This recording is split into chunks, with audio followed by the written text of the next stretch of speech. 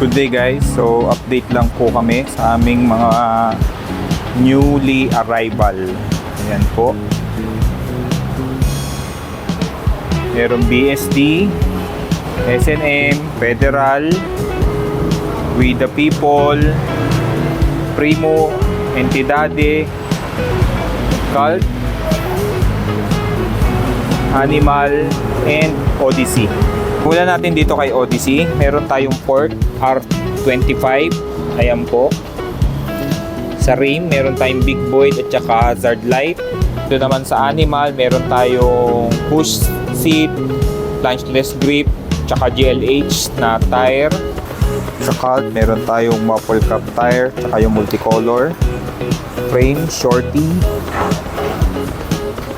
Saddle, hybrid hub, tatlong klaseng stem, salvation, maxgo, redemption, duck pedal, chrome na investment port, peg, sprocket guard,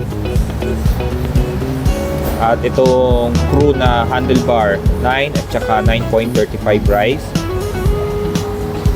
Dito naman sa BST, meron tayong framing Steve, prime handlebar, safari pedal,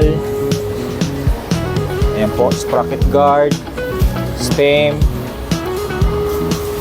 serve, rear hub, dashboard. XLT, meron tayo na ulit na rim, tsaka Donna strip. Sa SNM, meron tayong dalawang stem ng Challenger, chrome and black, at saka pitchfork ulit. Meron tayong stock.